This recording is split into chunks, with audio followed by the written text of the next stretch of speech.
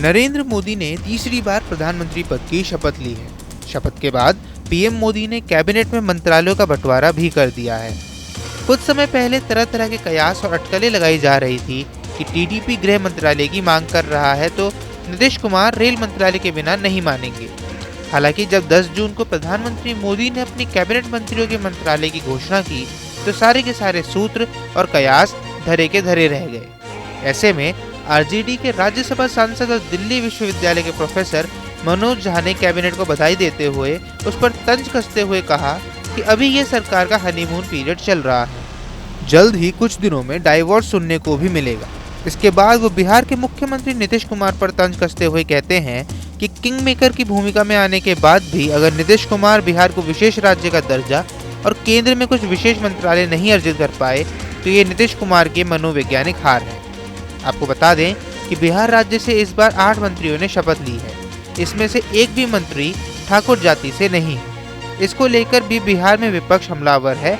विपक्ष का कहना है कि बीजेपी को सिर्फ ठाकुरों का वोट चाहिए।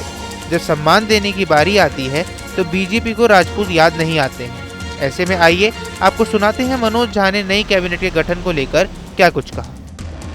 देखने को मिलते हैं, लेकिन इस बार जम्मू प्रभाग में हुआ, ये क्या हमारे सुरक्षा के लिहाज से खतरा है? नहीं, ये खतरा ही नहीं है। ये सबसे बड़ी दुख की बात है कि दिल्ली की सत्ता में बैठे लोग मतलब कुछ भी आप चिल्ला चिल्ला के बोल नॉर्मैलिटी नॉर्मैलिटी नॉर्मैलिटी, और जमीनी हकीकत कुछ और।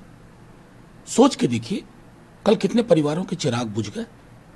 क्यों हुआ है ये? बड़ी बड़ी बातें आप कर रहे थे। देखिए, बड़ी बात चिल्ला के बोलने से नहीं होता। एक संजीदगी के साथ आपको जो इनिशिएटिव लेने चाहिए थे, पहलकदमियां लेनी चाहिए थी, आप उसमें असफल साबित हुए। कल की घटना दोबारा ना हो, इसके लिए चाक चौबंद व्यवस्था करनी होगी हर स्तर पर। यही संदेश है।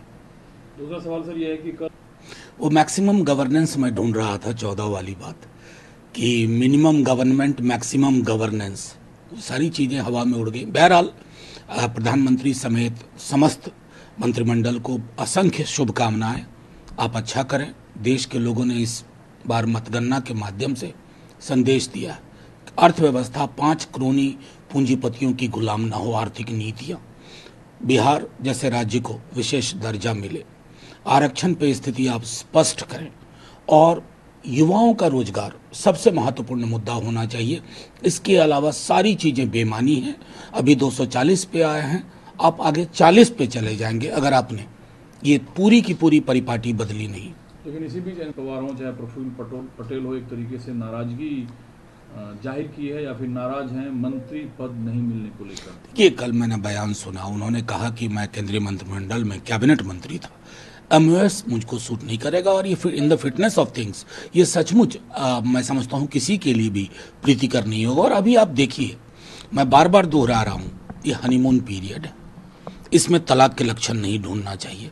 आने वाले महीनों में किस प्रकार से चीजें बैठती हैं देखना। इम्पोर्टेंट बिहार को लेकर है, संभवतः 8 मंत्री सभी पार्टियों को मिलाकर इंक्लूडिंग बीजेपी बिहार से नहीं। देखिए, बहुत सारी चीजें, मिथिलांचल पूरा छूट गया, मतलब सारा वोट चाहिए आपको, बिहार को कुछ नहीं चाहिए, बिहार के उस इलाके को कुछ नहीं चाहिए, सीमांचल से मिथिलांचल पूरा का पूरा। ये कौन से लोग मंत्रिमंडल को तय करते? खैर, उनका ये प्रेरोगेटिव है। लेकिन बिहार से अगर 8 मंत्री हैं तो हम तो ये आग्रह करेंगे, विशेष राज्य के दर्जे में कोई देर नहीं होनी चाहिए। बिहार की मांग है जातिगत जनगणना पूरे देश में, वो होनी चाहिए। रोजगार, जिसको तेजस्वी जी ने केंद्रीय मुद्दा बनाया, उस पर पहलकदमी होनी चाहिए। यही चाहिए ना बिहार को, विशेष पैकेज चाहिए ताकि हम एग्रो बेस्ड इंडस्ट्री को लेकर के जो भी ब्लूप्रिंट है उस पर काम कर सके। आपको हमारा ये वीडियो कैसा लगा हमें कमेंट बॉक्स पर जरूर बताएं। देश दुनिया की तमाम और यूपी उत्तराखंड की छोटी बड़ी खबरों के लिए न्यूज़ स्टेट चैनल को सब्सक्राइब करना न भूलें।